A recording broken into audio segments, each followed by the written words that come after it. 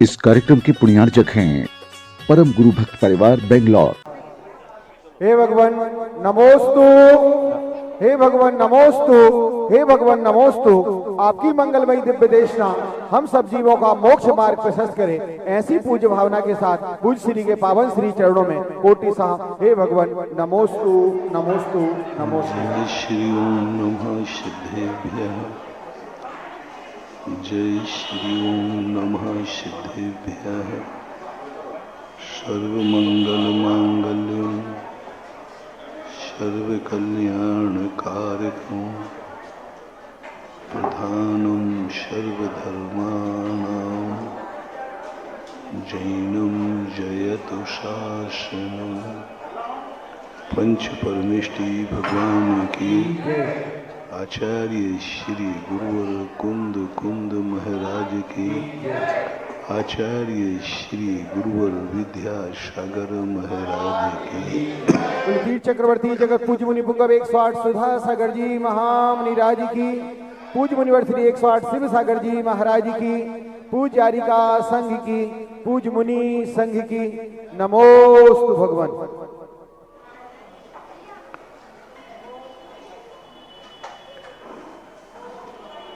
कल प्रसंग चला था कि दुनिया तो जैसी है वैसी ही रहेगी। दुनिया को बदलने की चेष्टा व्यर्थ है। हम अपने आप को जरूर बदल सकते हैं, और जो अपने आप को नहीं बदल सकता वो दुनिया की बदलने की कुचेष्टा उसकी व्यर्थ जाएगी। जितना सरल अपने आप को बदलना है उतना सरल दुनिया को बदलना नहीं है। लेकिन दुनिया एक ही रूप में लगी हुई है कि ये दुनिया अच्छी हो जाए,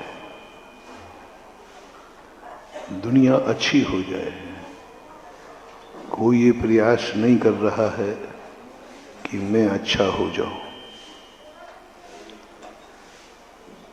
दो चीजें विचारनी होती। जितना हम दूसरे को अच्छा देखना चाहते हैं, काश उसका 10वां हिस्सा भी अपने आप को अच्छा बनाने का प्रयास करें। हर व्यक्ति चाहता है कि मेरा पड़ोसी अच्छा हो। हर व्यक्ति चाहता है मेरा देश अच्छा हो, मेरा देश बहुत अच्छा हो। लेकिन कोई ये प्रयास नहीं करता कि मैं बहुत अच्छा बनूंगा इस देश में रह करके। हर व्यक्ति चाह रहा है कि पड़ोसी अच्छा हो, लेकिन स्वयं अच्छा नहीं बनना चाहता। हर पिता चाहता है मेरा बेटा अच्छा हो, लेकिन स्वयं अच्छा नहीं बनना चाहता। हर बेटा चाहता है मेरे माँ बाप अच्छे हों, लेकिन स्वयं अच्छा नहीं बनना चाहता।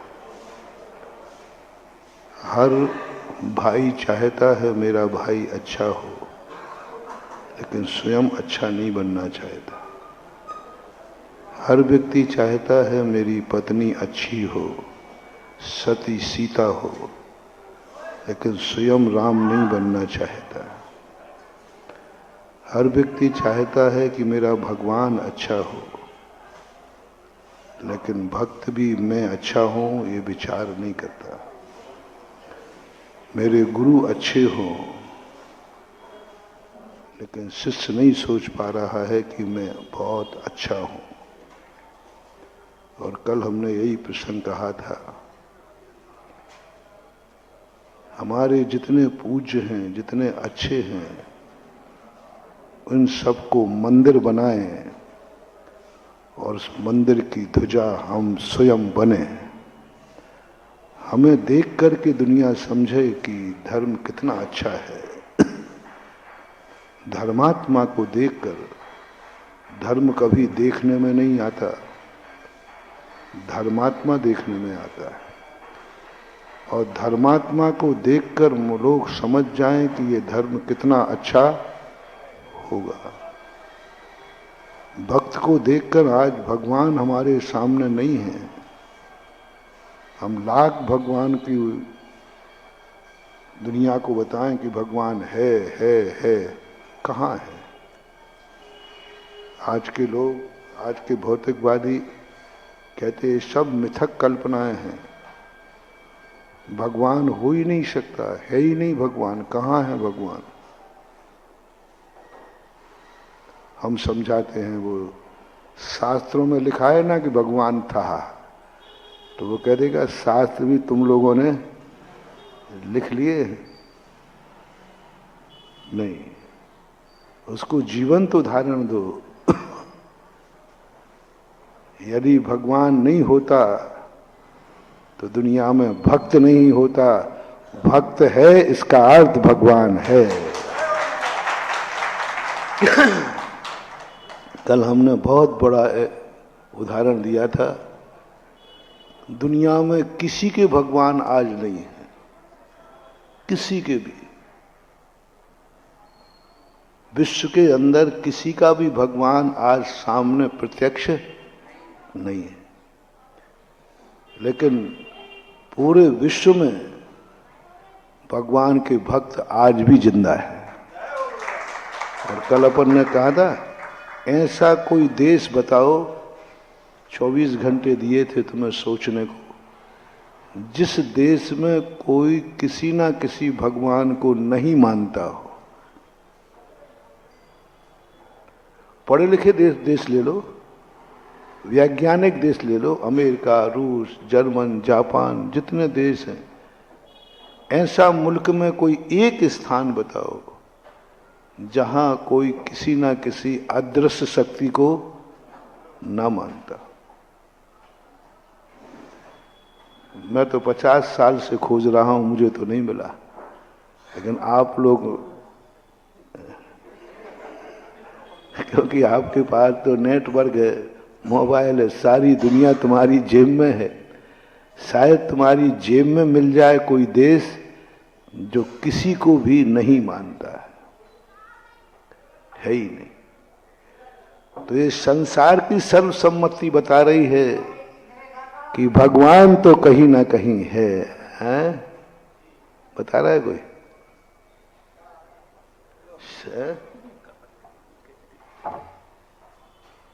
ऊपर से कहते हैं कि हम किसी को नहीं मानते। मैंने व्यक्तियों से पूछा, मैंने कि भाई आप, महाराज मैं भगवान को नहीं मानता हूं। अच्छा, मैं पढ़ा लिखा आदमी हूं, आधुनिक को मैं नहीं मानता भगवान। मैंने कि बहुत अच्छी बात है। एक बार उसके ऊपर ऐसा संकट आया कि जब उसकी कोई भी बचाने वाला नहीं, तब अंदर से आवाज आई कि हे दुनिया में कोई महाशक्ति है तो किसी एक नास्तिक को परीक्षा करना हो,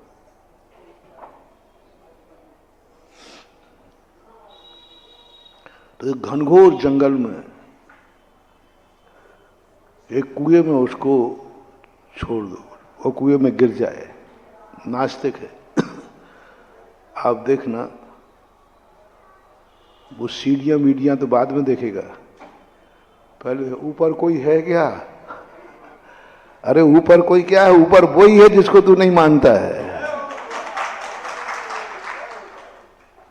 नियम से उसके मन में एक परिणाम जागेगा कि यदि दुनिया में कोई शक्ति है तो मुझे आज बचा ले।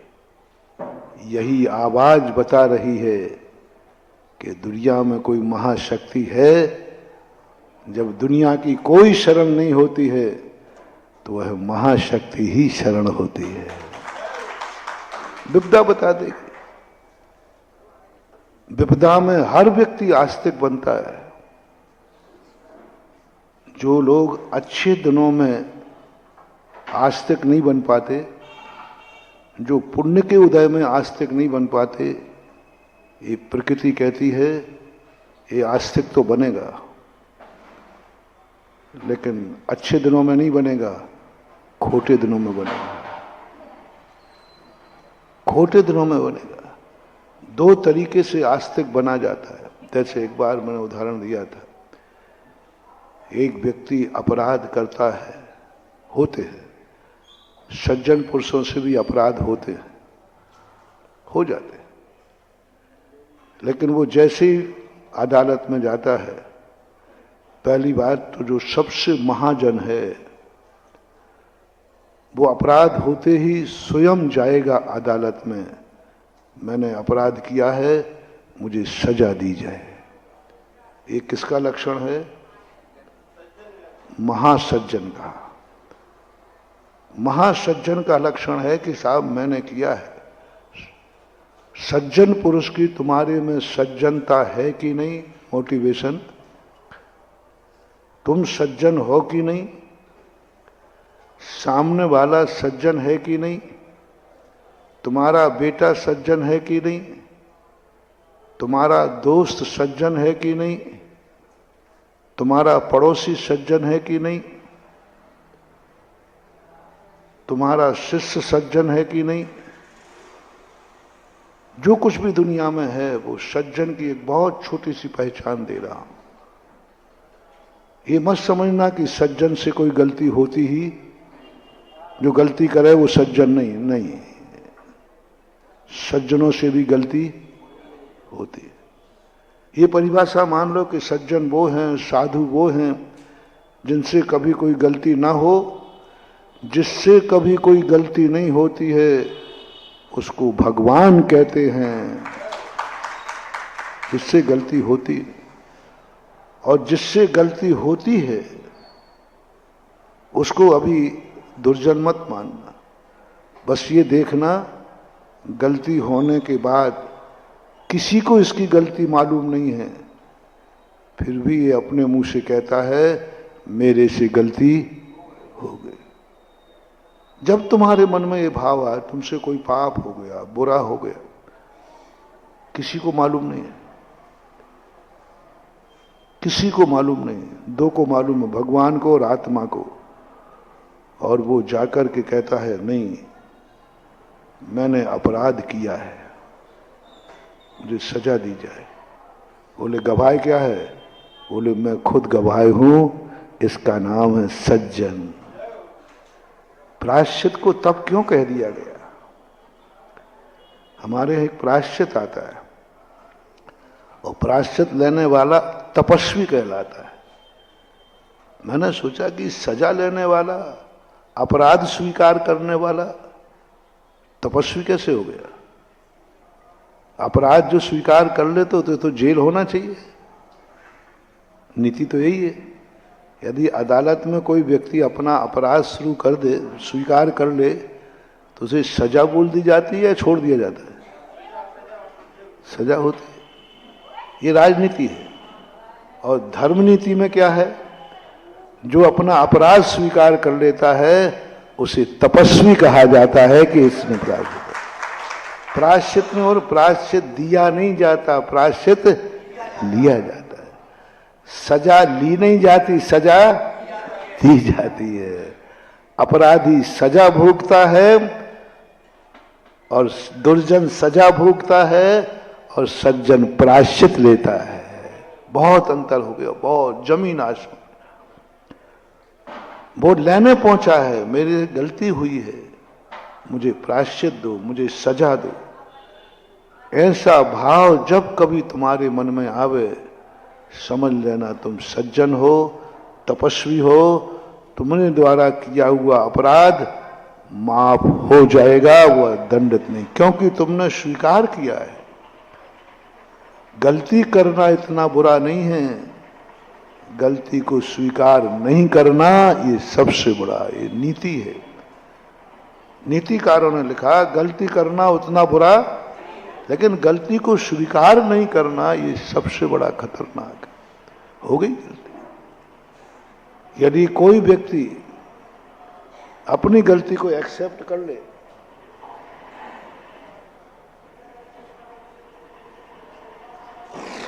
चाहे तुम्हारा पड़ोसी हो, चाहे बेटा हो, चाहे शिष्य हो, यदि अपनी गलती एक्सेप्ट कर रहा है और किसी को मालूम नहीं है, पिता को मालूम नहीं, वो बेटे ने आकर गया, पापा मेरे से आज एक गलती हो गई, समझ लेना तुम्हारा बेटा तुम्हारे कुल को कभी कलंकित नहीं होने देगा, क्योंकि किसी को मालूम नहीं था और अपने आप बोल रहा है। ऐसे ही शिष्य वही है जो गलती किसी को मालूम नहीं है और जाकर गुरु से पूछता है। प्रायश्चित ग्रंथों में कहा, जब शिष्य प्रायश्चित लेने आवे तो ये जरूर पूछना कि तुमने जो अपराध किया है ये किसको मालूम है। बहुत बड़ी चीज दे रहा हूं, ये पूछना जो तुमने अपराध किया है वो किसको मालूम है। बोले साहब किसी को मालूम नहीं है, मुझे मालूम है। बस ऐसा शिष्य गुरु के द्वारा वंदनीय हो जाता है। ऐसे शिष्य की गुरु वंदना करते हैं। अभाग्य मेरा ऐसा शिष्य है जिस गलती को किसी को मालूम नहीं है और वो आके कह रहा है मेरे से गलती हुई है, और उसका प्रायश्चित अल्प कहा है, अल्प प्रायश्चित। कितनी बड़ा अपराध हो, कितनी बड़ा अपराध हो, लेकिन वो अपराध किसी को मालूम नहीं है, फिर भी वो जाकर गुरु के सामने कह रहा है, उसका प्रायश्चित बहुत अल्प कहा है। प्रायश्चित है लेकिन अल्प संख्या का प्रयोग कर दिया। और ये अपराध कितनों को मालूम है, जितने जितने लोगों को मालूम चल जाए उतना उतना प्रायश्चित बढ़ता जाएगा। एक लोग को मालूम, दो लोग को मालूम, चार लोग को मालूम, मां संघ को मालूम है, संघ के बाहर मां साधर्मी को मालूम है, नहीं साधर्मी को नहीं समाज को मालूम है, समाज को नहीं सातों जातों को मालूम है, सातों जातों को नहीं दुश्मन को भी मालूम है। अब बढ़ता गया प्रायश्चित। अपराध वही है, अपराध में कोई बढ़ोतरी नहीं करना, नहीं वो तो जग जाहिर है। उसका प्रायश्चित महाप्रायश्चित है। फिर एक और महाप्रायश्चित दिया। क्या कानून को मालूम है? क्या कोर्ट तक पहुंच गया है मामला? क्या एफआईआर लिखी जा चुकी है तुम्हारे अपराध की? क्या कानून ने तुम्हें अपराधी स्वीकार कर लिया है? फिर सबसे बड़ा महाप्रायश्चित कहा गया, और उसके प्रायश्चित की कोई अंत नहीं है, कोई अंत नहीं, उससे बड़ा कोई प्रायश्चित नहीं है।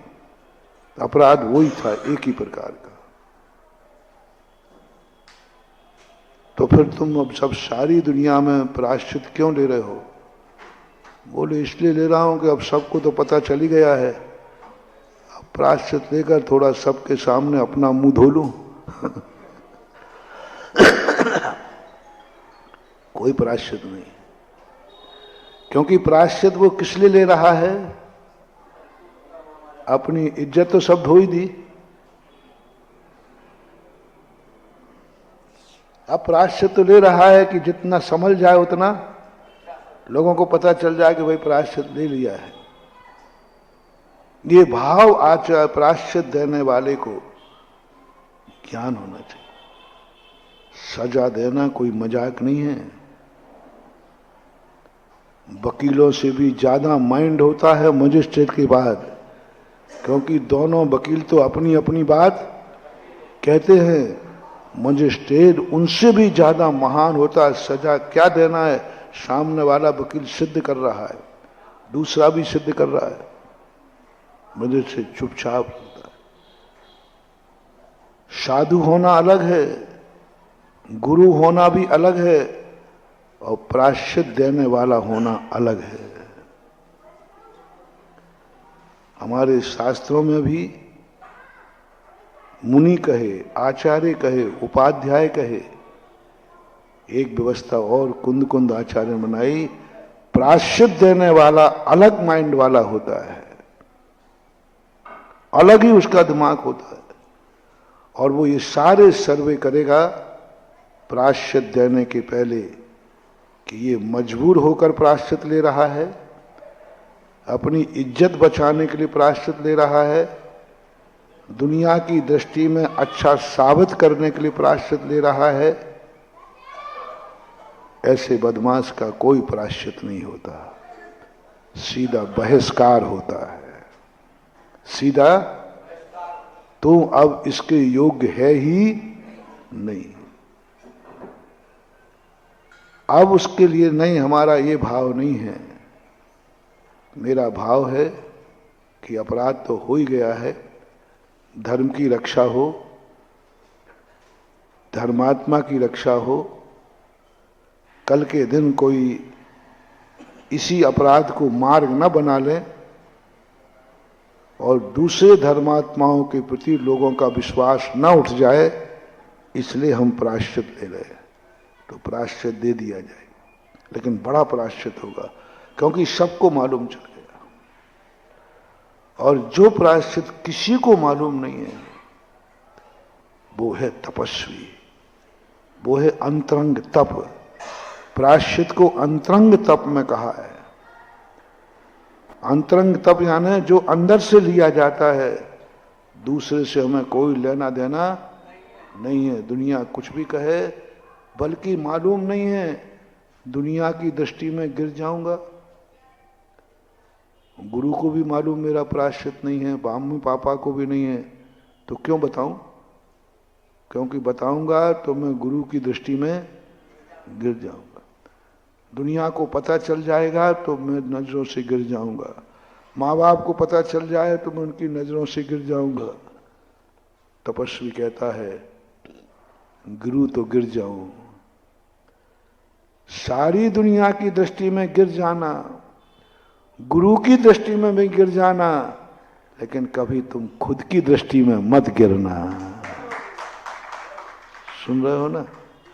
यदि मैंने अपना अपराध गुरु के सामने खड़ दिया तो गुरु की दृष्टि में गिर जाऊंगा। तू ऐसा निकला, मुझे उम्मीद नहीं थी, ओहो मैंने बहुत गलती की तुझे व्रत देकर, दीक्षा देकर।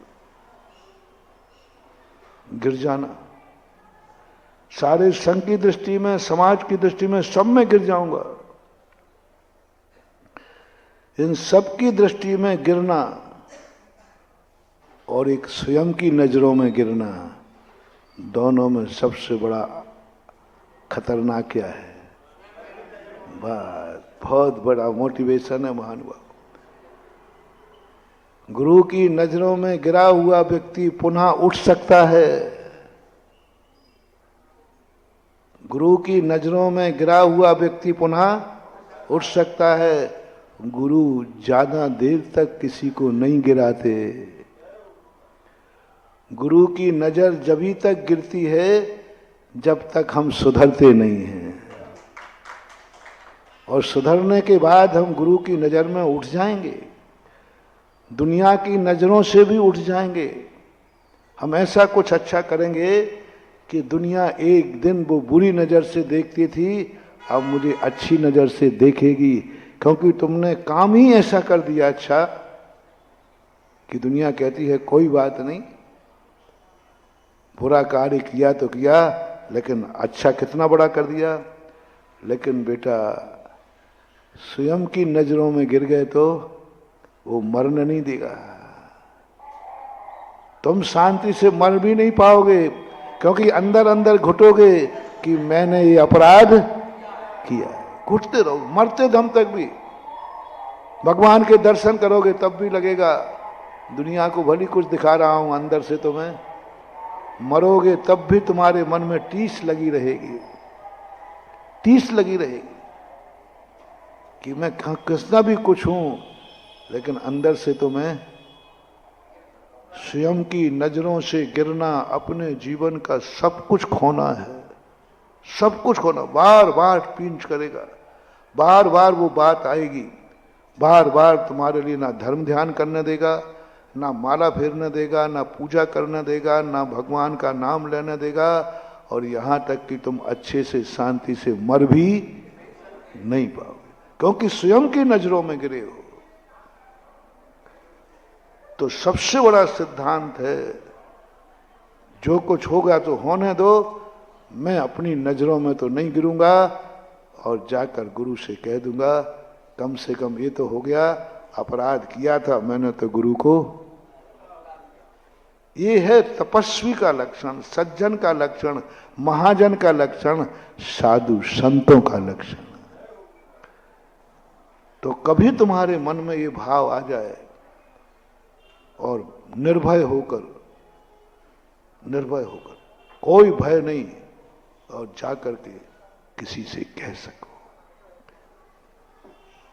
जिंदगी में कौन है गुरु, कौन है तुम्हारा हितैषी। मैंने एक दिन कहा था चातुर्मास के दौरान, अपना गुरु किसे बनाना, अपना निर्देशक किसे बनाना, अपनी जिंदगी किसे सौंपना, जिसके सामने तुम सब कुछ कह सको और तुम्हें डर नहीं लगे। बहुत बड़ा मोटिवेशन दे रहा हूं मानो, चाहे तुम्हारी गृहस्थी हो, चाहे हमारा परमार्थ हो, जिंदगी में एक व्यक्ति जरूर बना लेना जिसके सामने तुम सब कुछ, कोई डर नहीं लगे कि कह दूंगा तो क्या होगा, बिल्कुल भी डर नहीं, ना लोक का, ना लाज का, ना कुछ नहीं, कोई डर नहीं है। जिसके सामने तुम बालक बन जाओ, बस एक चाहिए। जिसके सामने तुम बालक नहीं बन सकते हो तो जाओ, ना तुम्हें भगवान मिलेगा, ना तुम भक्त बन सकते हो। कौन है भगवान? जिसके सामने तुम बालक बत पुजवर। मानतुंगाचार्य महाराज भगवान के सामने बालक बन गए और कहते हैं भगवान, मैं वो चंद्रमा वाला आता ना, कठौती में चंद्रमा, एक श्लोक है जिसमें वो कहते हैं भगवान, मैं यदि बालक होता, बालम विहाय जल संस्थित बिंदु बिंब मन्या का एक क्षति जना सहसा गृहीतुम। क्या गजब की बात! इतना बड़ा आचार्य, इतना बड़ा शक्तिमान आचार्य में, इतना बड़ा शक्तिमान जिसकी इतनी ताकत थी कि 48 तालों में बंद कर दिया और वो तालों के बाहर आ गया। कैसे आ गया वो बालक? कैसे आ गया? वे महामुनिराज नहीं आए। मुनिराजों में ताकत नहीं होती है कि वो 48 ताले तोड़ के बाहर आ जाएं। सुन रहे हो ना? और कह दो, भगवान में भी ताकत नहीं होती। भगवान में भी ताकत नहीं होती कि वे ताले तोड़ के बाहर आ जाएं। गुरु में भी ताकत नहीं, मंत्र में ताकत नहीं, किसी में ताकत नहीं है। बस ताकत है तुम किसके सामने बालक बन सकते हो, बड़े हो करके। गजब का सूद भक्तांबर में। क्या बोले? भगवान मैं बुद्धू हूं, मैं मूर्ख हूं, मैं बिल्कुल अटपण हूं, निपट अज्ञानी हूं और बालक हूं। बोले सबूत क्या है कि तेरी बालक? उम्र तो तेरी बालक की नहीं दिख रही, उम्र तो तेरी बड़ी, और सारी दुनिया तुम्हें बालक नहीं, तुझे तो पूज्य मानती, परमेष्ठी मानती है, गुरु मानती है। गुरु का अर्थ तो बड़ा होता है। सारी दुनिया गुरु मान रही है, सारी दुनिया परमेष्ठी मान रही है, सारी दुनिया पूज्य मान रही है, तू तो जगत पूज्य है दुनिया का, तो फिर तू बालक कैसे है? सिद्ध करो, सिद्ध करो बालक कैसे है। तो मानतुंगाचार्य महाराज, ओहो, इतने बड़े आचार्य होकर वो भगवान को प्रमाण देते हैं कि भगवान देखो मैं कैसे बालक नहीं हूं। बालम विहाय जल संस्थित बिंदु बिंब मन्या का एक क्षति जना सहसा गृहीतुम। है भगवान, बालक के बिना कौन है ऐसा जो आकाश के चंद्रमा को कठौती में आता देखकर साक्षात आनंद ले लेता है। क्या उदाहरण दिया। मैं भी भगवान आप नहीं हैं, लेकिन मूर्ति में जाकर के मुझे भगवान का आनंद लेता हुआ बालक नहीं तो और क्या है। सारी दुनिया कह रही पाषाण है और मैं कह रहा हूं भगवान है।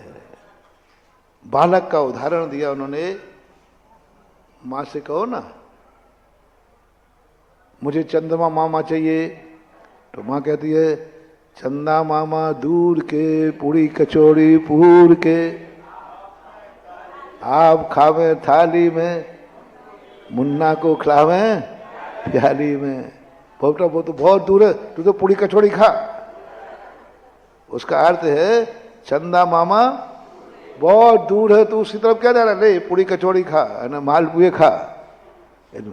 वो कहता नहीं, चंदा मामा के साथ ही खाऊंगा, चंदा मामा को लाओ। तो कितनी बड़ी कुशलता से माने अभी लाता हूं। वो जानते हैं कि ये छोकरा है,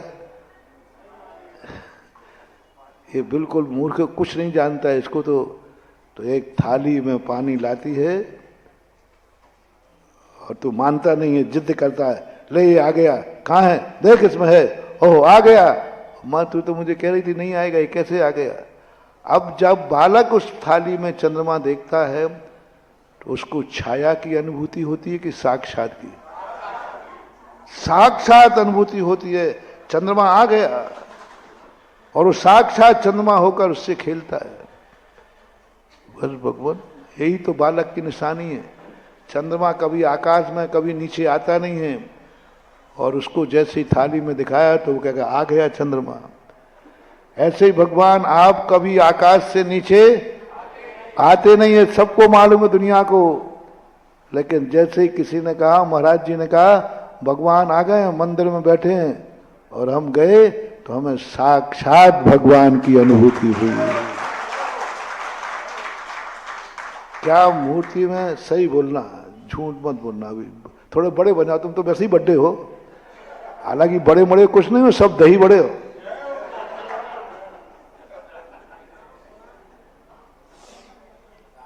फिर भी भगवान कहाँ है? मोक्ष में, सबको मालूम है मोक्ष में भगवान है। कौन सा मन है जो मंदिर में दर्शन करा देता है भगवान का? कौन सा मन है? सबको मालूम है कि भगवान कभी वहां से लौटने वाला नहीं है, वो तो वैकुंठ में बैठा है, मोक्ष में बैठा है। ऐसी कौन सी मना शक्ति है कि हम वो सब सत्य भूल जाते? ये सत्य है। ये क्या है? भगवान कहाँ है? यहां नहीं है।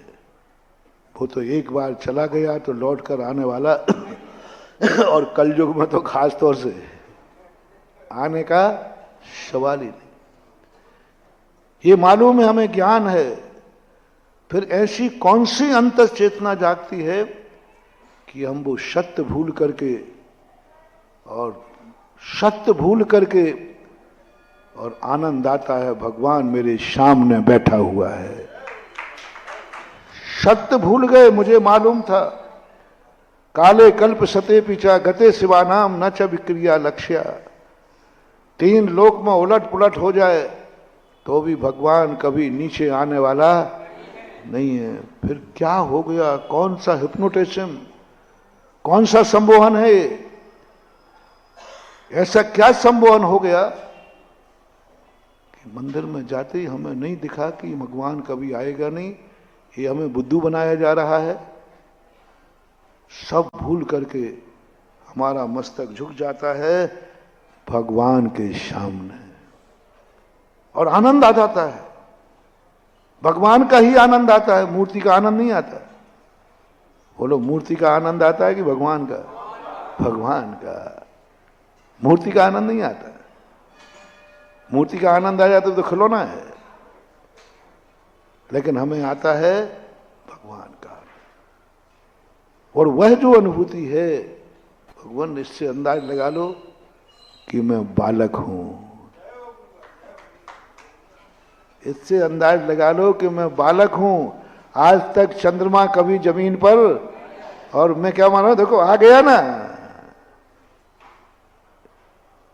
किससे जागता है चमत्कार, किससे जागता है अतिशय, किससे होती है सिद्धियां, किससे टूट गए 48 ताले? बस कुछ नहीं, भगवान के सामने तुम बालक बन जाओ। कोई छल नहीं, कोई कपट नहीं, कोई माया नहीं। कह डालो जो कुछ तुमने किया है, मत डरो, मत डरो। बालक बनना पड़ेगा, और बालक के पास कोई मायाचारी छल कपट नहीं होता, वो सहज हो जाता है। ऐसी भक्ति कभी अपने भगवान के पास जाग जाए तो भली वो भगवान मोक्ष में बैठा रहे, हमें तो मंदिर में भगवान के दर्शन हो जाएंगे।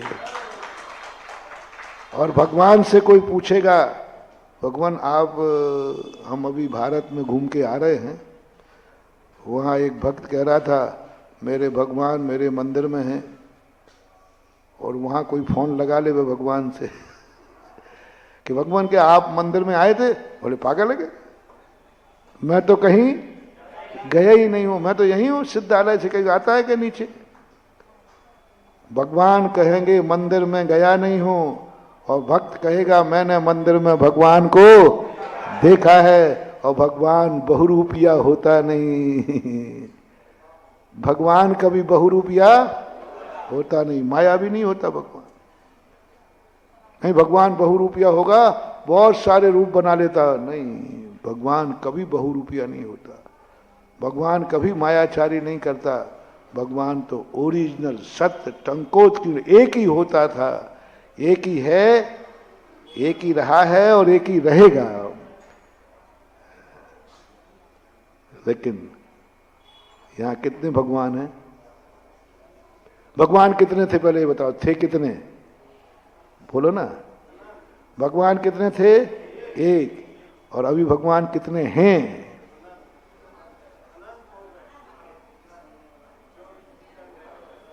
प्रभु अनंत, प्रभु कथा अनंता। अनंत भगवान हो सकते हैं, ये हैं भक्तों के भगवान।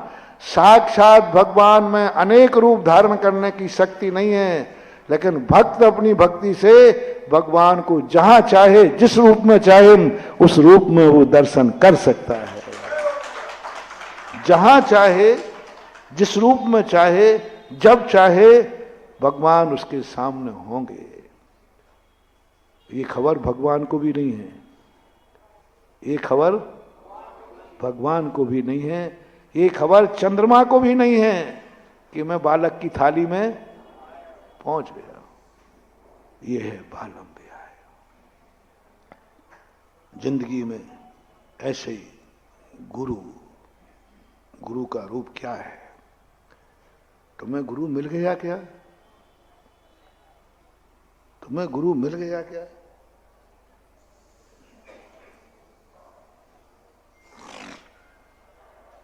मुझे बोला ये सब क्या भी की बात है।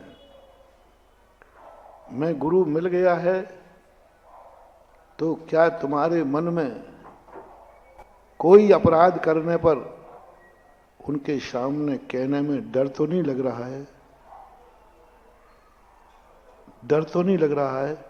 यदि मैंने कह दिया तो मैं गुरु की नजरों में, अभी तुम्हें गुरु मिला ही नहीं, अभी तुम्हें गुरु मिला ही नहीं। माते कहबे की बातें हैं, सब कहे जाओ, लगे रहो, कुछ नहीं होने वाला, कोई सिद्धि होने वाली नहीं,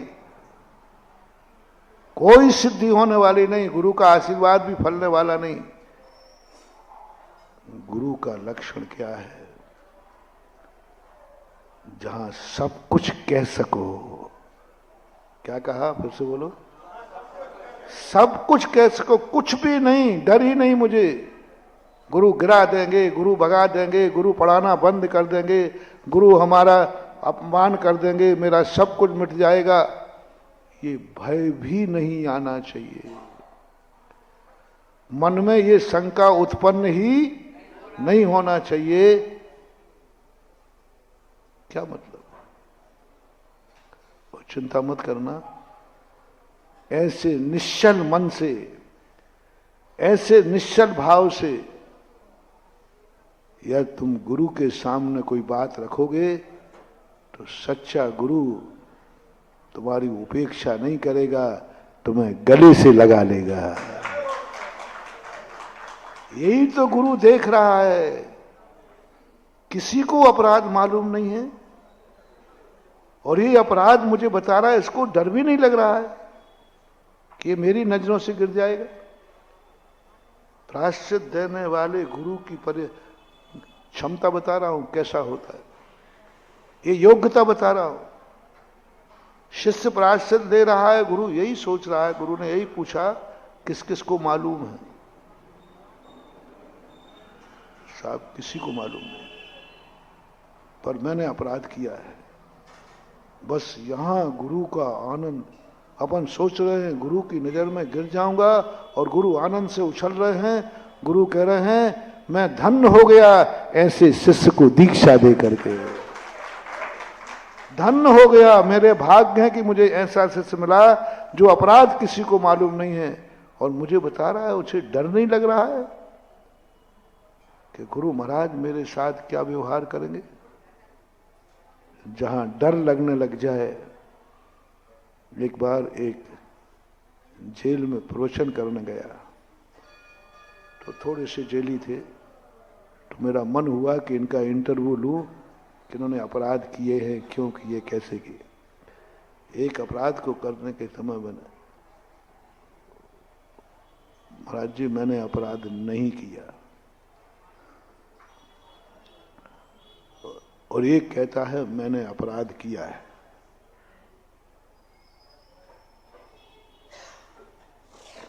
जेलर साहब कहते हैं, बोले महाराज जी ये क्या बात है, मैंने इसको मार मार के हाथ पैर तोड़ दिए, उसकी हालत बिल्कुल जर्जरित हो रही थी, बहुत पिटाई हुई थी पुलिस में।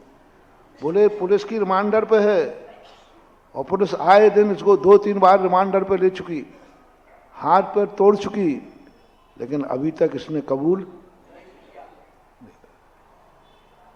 और आपके सामने आपने कुछ नहीं कहा, बस नहीं कहा बेटा अपराध किया है तो क्यों किया। उसने तुरंत कहा महाराज जी हो गया अपराध, मैंने अपराध किया है।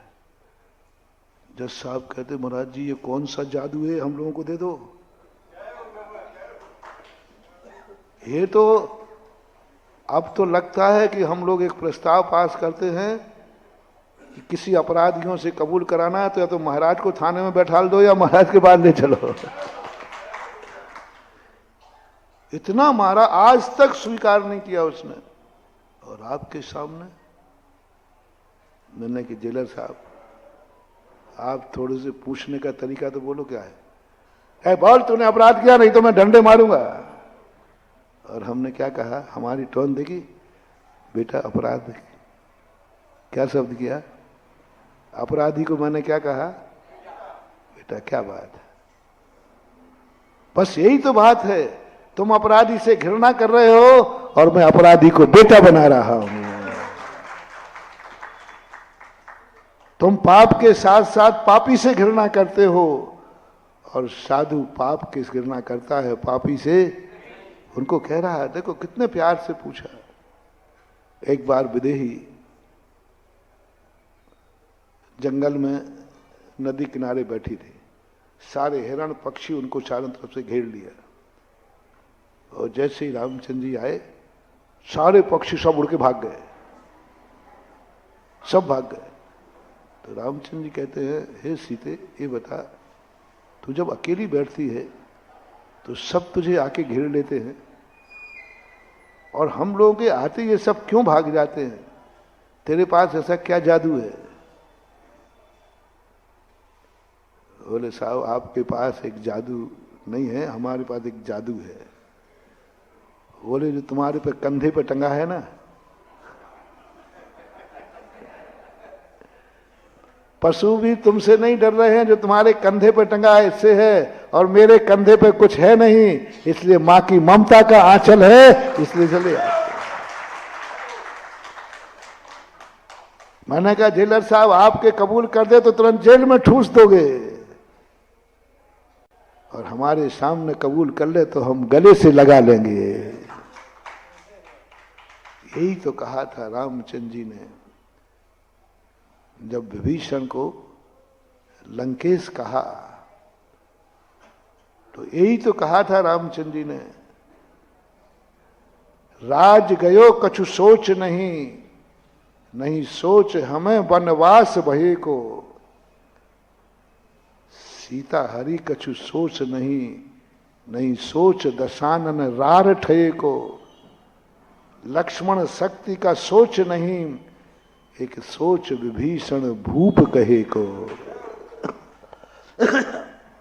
सबसे बड़ा सोच,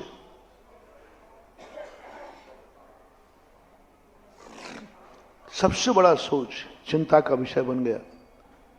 विभीषण जैसे ही आया तो रामचंद्र का आओ लंकेश, ये शब्द कहते ही रामचंद्र जी हिचक गए, अरे मैंने क्या बोल दिया। लक्ष्मण कहते भैया आपका चेहरा सचिंत हो गया है, कहो तो निपटा दो इसको आपको। नहीं नहीं लक्ष्मण ऐसा नहीं। फिर क्या हुआ?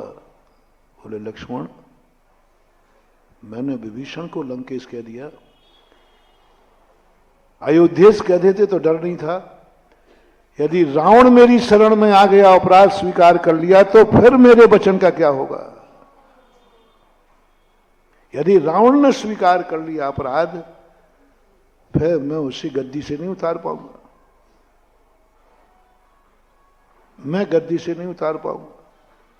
यदि रावण आ गया तो एक सोच विभीषण भूप कहे को।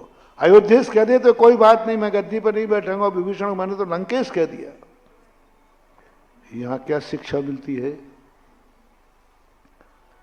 कि महापुरुष एक बात कह रहे हैं कि मुझे रावण से कोई तकलीफ नहीं है, यदि वो अपना अपराध कबूल करके और शरण में आ जाता है, उसे भी मैं ऐसे ही गले लगाऊंगा जैसे विभीषण को लगाया है।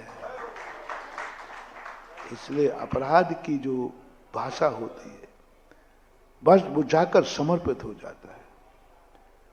तो ऐसा गुरु तुम्हें कभी मिल जाए, तुम्हें मिल जाए, कैसा गुरु, कैसा गुरु बोलो ना, जिसके सामने तुम सब कुछ कह सको। जब तक थोड़ा भी डर लग रहा है, समझ लेना तुम्हें साधु तो मिल गया है, आचार्य मिल गया है, उपाध्याय मिल गया है, मुनिराज मिल गए हैं, लेकिन अभी गुरु बस जिंदगी में वो मिल जाए जहां सब कुछ कह सके, सब कुछ कह सको, कोई डर नहीं, कोई फिक्र नहीं। अब आ जाओ, तुम्हारे मम्मी पापा हैं कि नहीं? पूछ रहा हूं, हैं?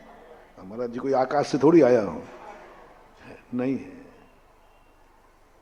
माता पिता तो पशुओं के भी होते हैं रे, पशुओं के भी माता पिता होते हैं, वे भी कोई आकाश से नहीं टपकते हैं। यदि तुम्हें माँ बाप मिल गए हो तो, और तुम बेटा हो तो, बस वही लक्षण बताओ, सही में माँ बाप तुम्हें सिद्ध हो जाएंगे, वरदान सिद्ध हो जाएंगे। एक दिन माँ बाप का प्रमोशन होकर तुम्हें तीर्थंकर जैसे माता पिता मिलेंगे। बस बस बस एक ही नियम करो, क्या तुम माँ बाप के सामने सब कुछ कह सकते हो? कोई माँ बाप से छुपाने का भाव तो नहीं आ रहा है? तुम्हें डर तो नहीं लग रहा है कि ये बात मेरे माँ बाप को पता नहीं चल जाए, और माँ बाप को मालूम भी नहीं है? कोई ऐसी बात छुपाए तो नहीं बैठे हो तुम जो माँ बाप को तुमने आज तक नहीं बताई है? माँ बाप को आज तक नहीं बताया तुमने, क्योंकि तुम्हें डर लग रहा है यदि मैंने बता दिया तो क्या होगा? माँ बाप मुझे वसीयत की से बेदखल कर देंगे, माँ बाप को दुख हो जाएगा। नहीं, कुछ नहीं, जो किया है एक बार बता दो। बोल दो मुझे माँ बाप की तुम्हारी हत्या करने का भाव आया था। बोल दो, किससे? बोल दो, चिंता नहीं करो, बोल दो। हमारे शास्त्रों में ऐसी कहानी भी आती है, ऐसी कहानी भी आती है। एक राजा था, बहुत कंजूस था। उसके 2 बेटा बिटिया थे, भाई बहन थे। वो कंजूसी कारण से उनकी शादी नहीं कर रहा था, कोई अच्छी पढ़ाई भी नहीं, कुछ भी नहीं कराता था। एक दिन राजा का जन्मदिन था, तो उसने नाचने वाले को बुलाया, नट नटनियों को। और नट नटनी पूरे रात भर नाचते रहे, गाते रहे।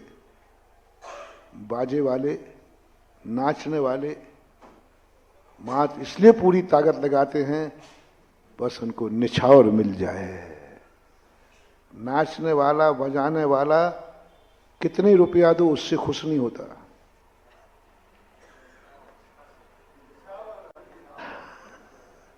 देखा, कितने रुपया दो, करोड़ रुपया भी तुम बाजे वालों को दे दो, वो उनकी खुशी नहीं होती है। उनको 100 रुपया भी निछावर में मिल जाए तो वो उनकी गिफ्ट मानी जाती है, गिफ्ट मानी जाती है। उनसे कहो कि भाई तुम्हारा तो पहले से तय, बोले साहब 10 रुपया निछावर कर दो, वो शगुन है उनका। बाजे वालों का, नाचने वालों का, छोटे लोगों का शगुन पैसा नहीं होता है, शगुन निछावर होती है। और वे इसी ताल पर रहकर के जम के बजाते हैं, जम के नाचते हैं कि कोई निछावर आ जाए। और निछावर आते ही उनका चेहरा देखना, वो कहते हो गया शगुन अपना, क्योंकि निछावर आ गई। तो वो नाचते रहे, पैसा तो तय था ही, पर दोनों का भाव था कि कोई निछावर मिलना चाहिए। लेकिन राजा तो कंजूस। अब नटनी नाचते नाचते थक गई, सुबह 4-5 बज गए। अब वो नटनी कहती है अपने नट से, बजाने वाले थे, अब मेरे से नाचा, मैं थक गई हूं, अब नाच बंद करो। तो नट कहता है गई बहुत रही थोड़ी, थोड़ी भी अब, अरे पूरी रात नाचती रही है, अब सुबह होने वाला है, हो सकता है सुबह सुबह ब्रह्म मुहूर्त में गई बहुत रही थोड़ी, थोड़ी भी अब जाए। निकल गई जिंदगी पूरी। बस ये कहते ही वो नटनी नाच रही। राजकुमार और राजकियों के मन में ये भाव आया था, ये बाप जब तक जिंदा है मुझे कुछ भी नहीं मिलने वाला, न ये राजगद्दी छोड़ेगा। तो दोनों भाई बहन के मन में भाव आया, इस बाप को निपटा दो। तो दोनों सलाह कर रहे थे, अब बाप जब तक नहीं मरेगा तो बच्चा कहता हमें राजगद्दी मिलने वाली नहीं है, बूढ़ा हो गया, छोड़ ही नहीं रहा। सुन रहे हो रे बुढ़े लोगों? हाँ, सुनते जाया कर। कोई कहानी सुना रहे हैं तो ये मत समझना कथा सुना रहे हैं, आखिर ये पत्थर पड़ना तो तुम्हारे सिर पे ही है कहीं ना कहीं। बेटे को भाव आ गया कि बाप छोड़ नहीं रहा है। ऐसे दुनिया में हुए हैं जो बेटों को, बाप को मार करके राजगद्दी लेना पड़ी, हुए हैं कि नहीं? बेटे को, बाप को मार करके बंदी बनाकर राजगद्दी छीनी है। बंधु, सबसे बड़ा निकृष्ट पापी उसकी कभी सदगद्दी नहीं होती जिसको बेटे के मन में ये भाव आ जाए कि बाप तो छोड़ ही नहीं रहा है, मार के गद्दी लो। बेटा इतना परेशान है कि इंतजार कर रहा है कि बाप कभी चाबी छोड़ के दिखाए और मैं पार करूं। इतना बुरे आदत कहते, इतने बुरे संस्कार दिए बेटे में, मारना है। इतने में नट गाता है गई बहुत रही थोड़ी, थोड़ी भी अब जाए। तो बच्चे बच्ची कहते हैं दोनों बार, अरे मेरे अंदर की बात ये नट समझ गया, मेरे अंदर की बात ये नट समझ गया। वो कह रहा है क्यों पिता की हत्या का दोष लेता है, थोड़ी सी जिंदगी है वो भी उसकी अब निकलने वाली है, क्यों मार रहा है। उसने सुनाया था नटनी को और सुन लिया, और दोनों भाई बहन कहते हैं देखो नट ने अपने अंदर की बात समझ ली और कह रहा है क्यों पिता की हत्या करने के भाव कर रहे हो? पूरी जिंदगी तो उनकी निकल ही गई है, अब थोड़ी भी बाद में तो तुम्ही को मिलना है। गई बहुत रही थोड़ी, थोड़ी भी अब जाए।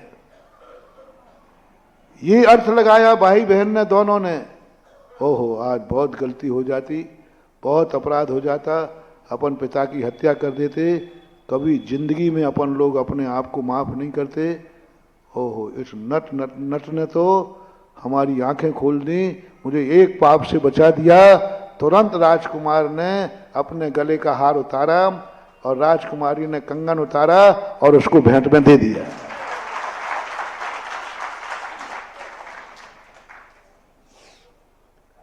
नट खुश हो गया, बोला देख अपन के एक गाने पे गई बहुत रही थोड़ी, यदि तू बंद कर देती तो। अभी नट को पता नहीं कि मामला क्या है अंदर का। उधर राजा आपे से बाहर हो जाता है, बोले मेरे बैठते तूने निछावर क्यों दिया, और वो भी हार दे दिया तूने कंगन दे दिया, इतना कीमती चीज दे दी है नटों को। ऐसा इनको इतना महंगी चीज नहीं दी जाती। दोनों भाई कहते हैं पिताजी सुनो कान खोलकर कहानी, आज यदि ये गाना नहीं गाते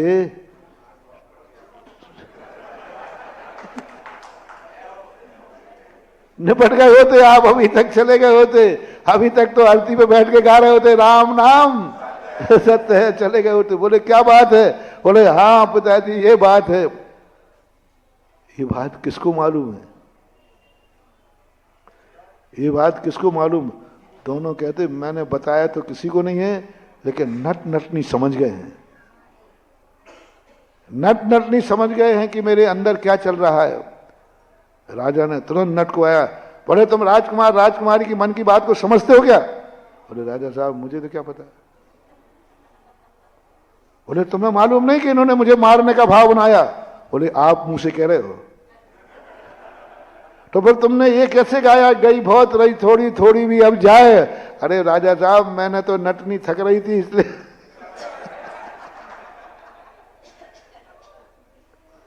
राजा को अकल आ गई और तुरंत राजपाट छोड़ के मुनि दीक्षा लेकर कल्याण कर लिया। कहने का भाव ये है कि माता पिता के प्रति क्या तुम्हें ऐसे माता पिता मिले हैं, जन्म देने वाले कि नहीं, जिसके सामने तुम सब कुछ कह सको, सब कुछ कह सको, कुछ भी छुपाने का भाव नहीं आए। कितना ही बड़ा अपराध हो जाए, मां बाप से छुपाने का भाव नहीं आवे। मैंने बता दिया ना, उनकी खुद की हत्या का भाव हो गया तो भी जाके कह दो मेरे मन में ऐसा भाव। क्या ऐसे माता पिता मिले हैं तुम्हें? क्या तुम ऐसे बेटा हो? क्या कोई है ऐसा जो कह सके मैंने अपने मां बाप से आज तक कुछ नहीं छुपाया, मैं कोई मायाचारी नहीं कर सकता, दुनिया से सबसे करूंगा लेकिन मां बाप से कभी मायाचारी नहीं, कुछ भी नहीं छुपाऊंगा। यदि आप जिस दिन ये तुमने कर लिया, समझ लेना मां बाप तुम्हें मिल गए हैं, अन्यथा तुमने जन्म लिया है, उन्होंने जन्म दिया है। जन्म तो पशु भी दे देता है, जन्म तो पशु भी ले लेता है, जन्म तो पापियों के भी हो जाते हैं, जन्म तो बलात्कारियों के यहां भी हो जाते हैं, जन्म तो बेहोशी में भी हो जाते हैं, जन्म तो कामा में भी हो जाते हैं। जन्म से कोई लेना देना नहीं महानुभाव, जन्म तो किसी भी तरीके से हो जाते हैं। बस बेटा बनो और मां बाप तुम्हें मिले हैं कि नहीं ये बताओ। असली बाप की औलाद हो तो आज बाप का नाम बताओ।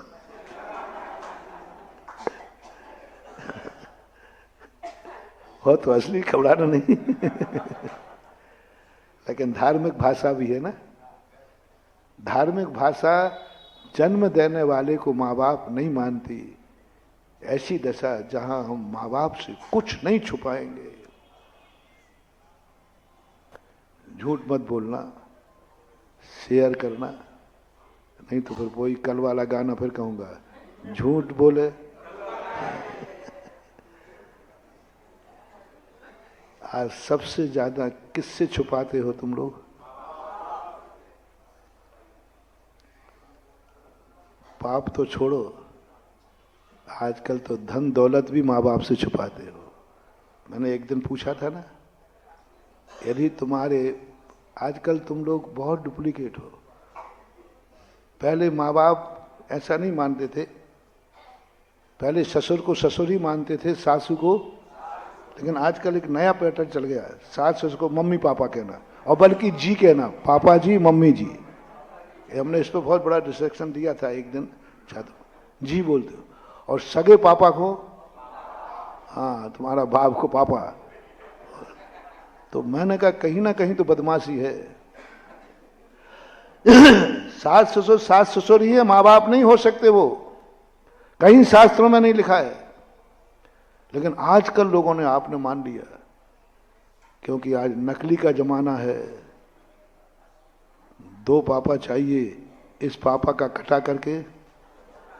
कितने लोग हैं जो अपने बाप से छुपा करके ससुराल वाले मम्मी पापा के पास जाते हैं, जिसका नाम हमने शुटजर बैंक खाता कहा है।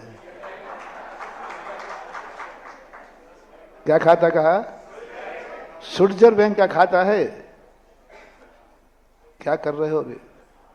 बर्बाद हो जाओगे, अनाथ हो गए, अनाथ।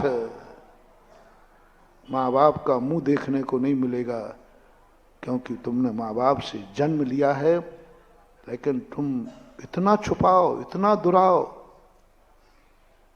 जिस भाव में, जिस जिंदगी में तुम ऐसे माँ बाप पा जाओगे जिसके सामने तुम्हें सब कुछ कहने में कोई डर नहीं लगेगा।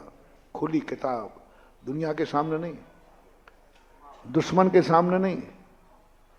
दुश्मन के सामने तो बंद किताब रखना। जितना झूठ बोल सको उतना झूठ, छल करना, मायाचारी करना, झूठ बोलना। मैं बिल्कुल नहीं कहूंगा कि दुश्मन के सामने झूठ मत बोलना, जम के झूठ बोलना दुश्मन के सामने। सत्यवादी मत बनना। वहां झूठ बनाई इसलिए है कि दुश्मन के सामने कभी सही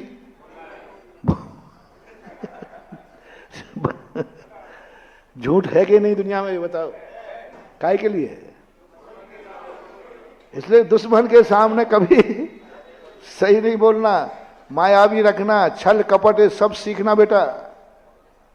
तुम्हारी जिंदगी में छल भी होना चाहिए, कपट भी होना चाहिए, क्रोध भी होना चाहिए, मान भी होना चाहिए, मायाचारी भी होना चाहिए, लोभ भी होना चाहिए। ये सब किसके लिए? दुश्मन के लिए होना चाहिए। दुश्मन के सामने जो छल कपट नहीं करेगा बेटा, लुट जाओ। महान महान आत्माओं को भी छल करना पड़ा। महाभारत रामायण में युद्ध देखो, कितने कितने छल कपट करना पड़े। चलेगा, लेकिन किसके साथ? तुम किसके साथ कर रहे हो? क्या ऐसे माँ बाप, जिस भाव में तुम पा जाओ महानुभाव, वही भाव तुम्हारा बेटे का है, और उस दिन तुम्हें माँ बाप की सिद्धि हो गई। सब कुछ कह सको। अभी एक ही पक्ष चल रहा है। क्या तुम्हें ऐसा भाई मिला जिसके सामने तुम सब कुछ कह सको? सब कुछ कह सको। भाई तो बहुत मिले हैं, सब कुछ कह सको, भाई है। चलो। इस कार्यक्रम के पुण्यार्जक थे परम गुरु भक्त परिवार बेंगलौर।